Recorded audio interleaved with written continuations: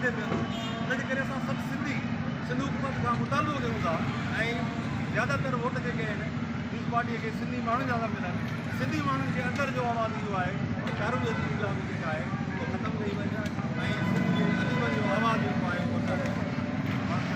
कारूंजर जबल सिंध जी सुञाणप सिंध जे तहज़ीब ऐं सुञाण आहे कारूंजर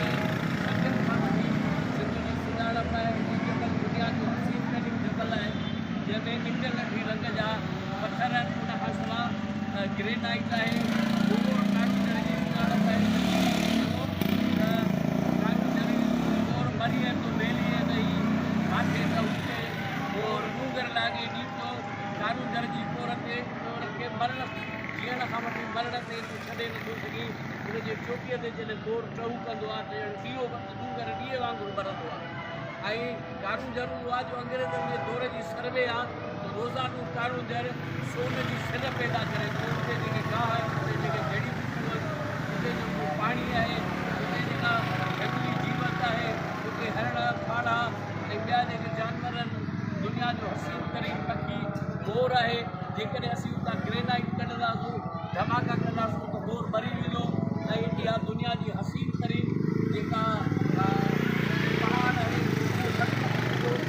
असांजो मुतालबो आहे त कारूंजर जी सॼी रेंज खे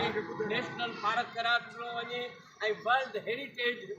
में उनखे शामिलु कयो वञे उन लाइ सिंध असेंबलीअ मां बिल पास करायो वञे ऐं हीअ जेके वॾेरा पंहिंजे मफ़ादनि लाइ कारूंजर खे कटाए रहिया आहिनि इहो कारूंजर जी सूंहं खे ख़तमु करे रहिया आहिनि जीअं खीरसर नेशनल पार्क क़ाइमु कयो वियो ऐं उते सर ऐं गज खे बचायो वियो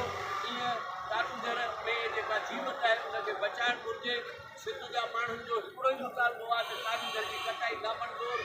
ऐं असां सिंध जा साजाबंद उहो हिकिड़ो साजाबंद लख जो मट आहे छाकाणि त उनजो तमामु असां वाबस्तु आहे समूह सियासी पार्टियूं कोपरेट पार्टियूं समाजी तंज़ीमूं सिंधियत जी संगत मजदूरनि जी तंज़ीमूं सभु हिन शइ जी हासिल करे रहियूं आहिनि गवर्नमेंट टेंडर पुठियां टेंडर करे रही आहे अवामी दबाव आहे उन्हनि खे ओछिरो इहो वापसि करणो थो पए पर आउं सम्झां थो त उन्हनि जूं नियतूं अञा बि ख़राबु आहिनि सिंध जा माण्हू सभई मुतहद थियो त जीअं असां हिन साज़िश खे नाकाम बनायूं असांजा वकील दोस्त बि हिन एहतजाज में शामिल आहिनि असांजा अदीब दोस्त सियासी समाजी तंज़ीमूं हुन में शामिल आहिनि असीं हुकूमत खां मुतालबो कयूं था त पंहिंजो इहो नापाक जेको फ़ैसिलो आहे उहो वापसि वठो अब मोब आज़ाद